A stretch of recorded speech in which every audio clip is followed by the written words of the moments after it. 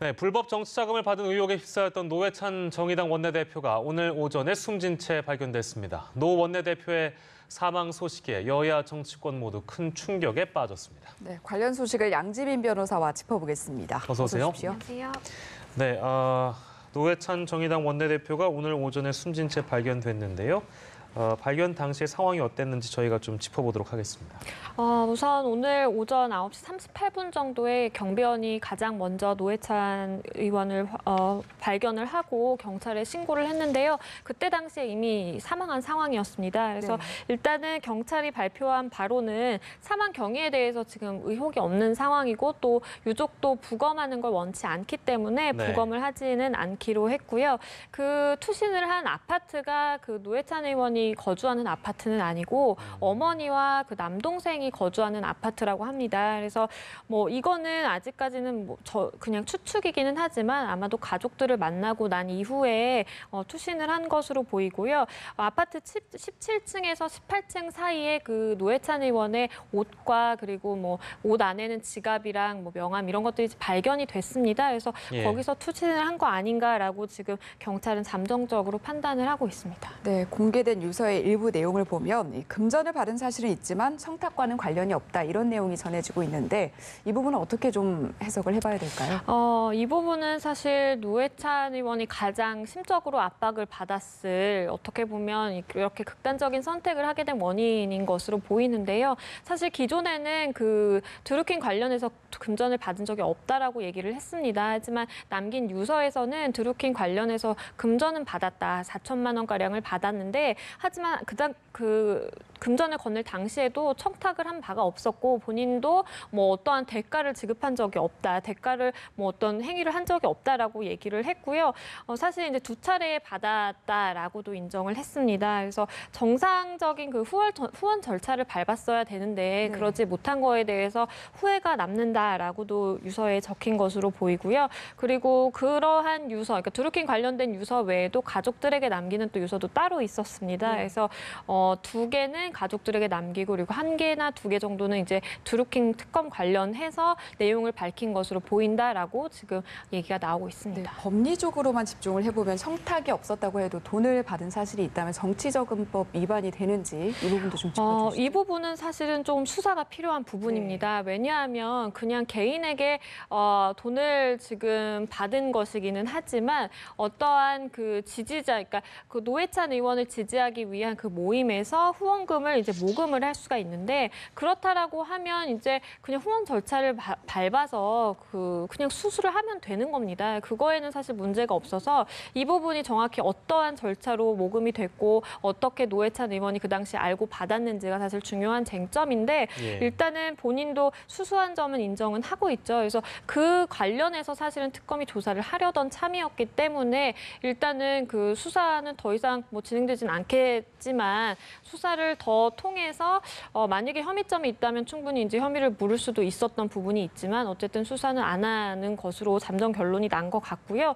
그리고 말씀 아까 해주신 것 중에 그 정치자금법 위반은 일단은 국회의원 한 명에게 개인이 후원할 수 있는 액수가 정해져 있고 그리고 국회의원 한 명당 그 모금을 할 수 있는 그 한도 액수가 연간으로 정해져 있습니다. 그래서 그 연간 그 액수를 넘어섰는지 아닌지가 이제 쟁점인데 그 부분은 사실은 지금은 알 수 없는 상황이 됐죠.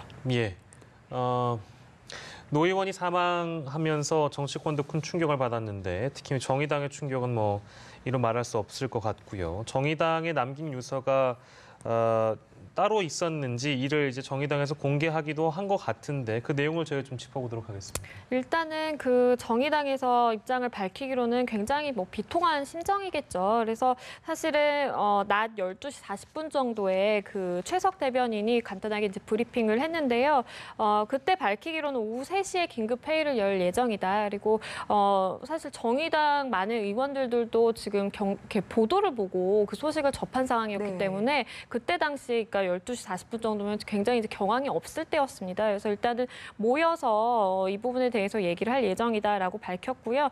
일단 관련해서 고인이 혐의점을 일단 받고 있었기 때문에 이것과 관련해서 여러 가지 억측이라든지 혹시나 이제 뭐 인터넷을 통한 명예훼손이라든지 아니면 뭐 보도가 너무 과열된다든지 그런 부분을 많이 우려한 것 같아서 좀 자제를 해달라라고 정중히 요청한다라는 말을 밝혔습니다. 네, 어찌됐건 특검 수사는 차질이 불가피할 것으로 보이는데 앞서서도 간단하게 짚어주셨습니다만 앞으로 특검 수사 어떻게 흘러갈 것으로 보십니까? 일단은 두 가지로 나누어서 생각을 해볼 수가 있겠습니다. 네. 노회찬 의원 부분은 지금 사망을 한 상황이기 때문에 당연히 공소권 없음으로 이제 끝나게 될 것이고요.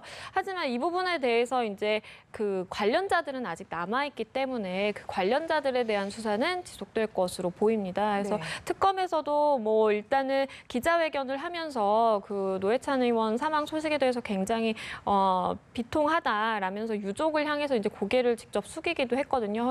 허위범 특검이. 그래서 일단 긴급 기자회견을 통해서는 이 부분에 대해서 수사에 대해서 얘기하기는 좀 부적절한 부분이 있기 때문에 네. 정확하게는 얘기를 하지 않았지만 특검에서 지금 나오고 있는 얘기로는 일단 공여자, 그러니까 돈을 준 그 드루킹 측 사람들에 대해서는 수사는 지속될 예정이라고 하고요. 뭐 지금 노회찬 의원한테 얘기를 들을 수는 없지만 돈을 준 사람들한테는 그때 당시 어떤 정황으로 돈을 건넸고 어떠한 것을 목적으로 했느냐 하는 거는 사실 물어볼 수 있는 부분이 있기 때문에 일단은 수사를 계속할 것으로 보입니다. 근데 다만 지금 드루킹 쪽에서 이제 첫 번째, 두 번째 돈을 건넸을 때 두 번째에 그 노회찬 의원의 부인의 그 운전기사를 통해서 건넸다라고 뭐 지금 진술이 네. 나오고 있는데 그렇다라고 하면 사실 유족도 소환을 해야 되는 상황이거든요. 근데 그거는 무기한으로 사실 연기할 것으로 네, 보입니다. 오늘 정의당이 브리핑을 했을 때 특검이 표적 수사를 했다 이렇게 비판을 했거든요. 특검 수사의 전반에 대해서는 어떻게 평가를 하십니까? 일단은 정의당 입장에서는 그렇게 얘기를 하는 것도 이해는 됩니다. 왜냐하면 지금 정의당의 정말 큰 거목이라고 볼 수 있는 분이 지금 급작스럽게 사망을 한 상황이기 때문에 아무래도 정의당 측에서는 그런 특검이 수사가 너무 과잉했던 거 아니냐라는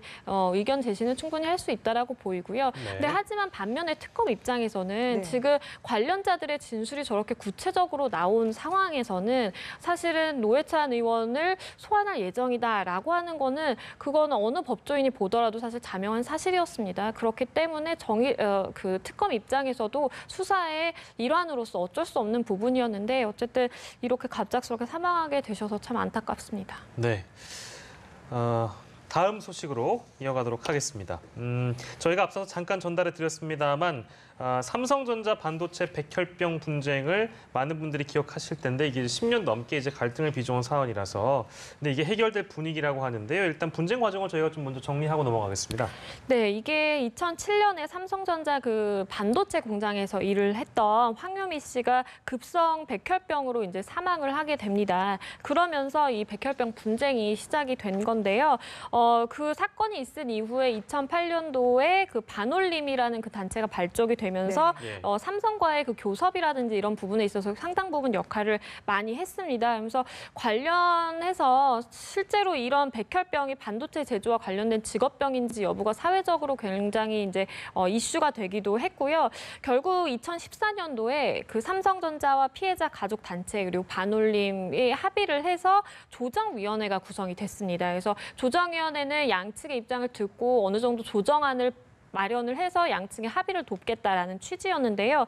사실 2015년도에 1차 조정안이 나왔었는데 이게 합의가 되지는 못했습니다. 네. 그래서 이번에 2차를 하느냐 마느냐 아니면 2차까지 하고 3차는 그냥 하지 않느냐로 굉장히 이제 얘기가 많았었는데 삼성전자가 그 와중에 뭐 1,000억 원의 기금을 사실 마련을 해서 문제 해결을 하기 위해서 많이 노력을 했습니다. 하지만 피해자들의 입장에서는 이게 또 충분치가 않았던 것이죠. 그래서 계속해서 이제 그 사실은 지난한 싸움이 계속되다가 이번에 전면적으로 그 삼성전자 측에서 이 조정위원회 아까 구성됐던 그 조정위원회에 조정안이 나오면 그것을 아무런 조건 없이 수용하겠다라고 네. 지금 밝히게 되면서 사실은 뭐 대승적인 정말 결정이다라는 의외의 결정이다라는 얘기도 많이 나오고 있습니다. 네, 그렇다면 삼성전자가 무조건 이렇게 수용하기로 한 그 배경은 뭐라고 풀어볼 수 있을까요? 일단은 삼성전자의 그 그 수장이라고 볼 수 있는 그 이재용 부회장의 결단이 있었던 것으로 보이고요. 일단 삼성 측이 지금 가장 중요하게 생각하고 있는 것은 국민적인 신뢰를 제고하는 것을 어떻게 보면 가장 큰 과제로 두고 있다라고 네. 보입니다. 그렇기 때문에 어떠한 그 사회적으로 이렇게 이슈가 된 문제에 있어서는 그 삼성 측이 적극적으로 개입을 해서 합의를 이끌어내려는 노력을 하는 것을 보여주고자 한 것으로 보이고요. 그 일환으로 사실은 지금 아직 조정안도 나오지 않은 상황인데 어떻게 나오든지 간에 무조건적으로 수용하겠다라고까지 정말 그 적극적으로 임하게 된 것으로 보입니다. 그래서 일단은 그러한 삼성의 결단에 대해서 반올림 측도 당연히 그거 반기고 동의한다라고 입장을 밝혔고요. 10월까지는 그 피해자 보상이 모두 완료하도록 할 계획이라고 합니다. 네. 예. 마지막으로 저희가 다뤄볼 주제는 BMW 차량에서 화재 사고가 발생하는데 이게 저희가 지난 시간에도 한번 짚어드렸고 올해에만 벌써 5번째 발생한 사고라고 하네요. 이게 좀 계속 반복적으로 일어나서 이 내용을 저희가 좀 짚어보죠. 네, 이게 5번째 사고가 발생을 했는데요. 예. 주행 중에 엔진룸에서 연기가 나다가 화재가 나는, 그러니까 지금까지와 똑같은 그 화재의 모습입니다. 그래서 서울 외곽순환 고속도로에서 화재가 발생을 했는데 운전자가 다행히 이제 주행을 하다가 속도가 나지 않고 속도가 급격하게 줄어들면서 엔진룸에서 연기가 나니까 갓길로 차를 즉시 이제 피하게 해놓고 본인 역시도 차에서 나왔습니다. 그래서 다행히 인명 피해는 없었는데요.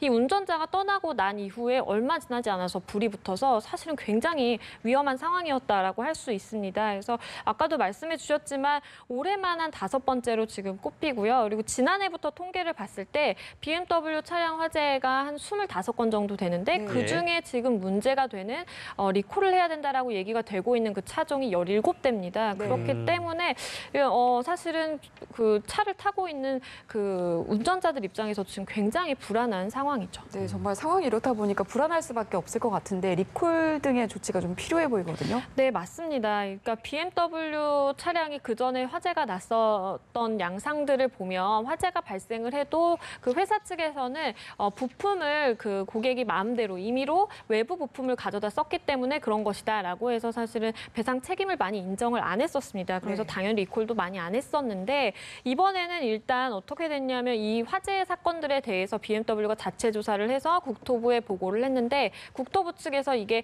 사실은 뭐 탐탁지가 않았던 겁니다. 그래서 강제 조사를 해야 되겠다라고 하니까 그제서야 이제 자발적으로 리콜을 하겠다라고는 입장을 밝힌 지금 상황이고요. 하지만 구체적으로 어떤 차종에 대해서 리콜을 할지 뭐 어느 기간에 걸쳐서 어떻게 리콜을 할지는 아직 나와 있지가 않습니다. 그래서 조만간에 리콜에 대한 그 확정안이 나오면 그 해당하는 고객들은 가서 이제 리콜을 받을 수가 있을 텐데요.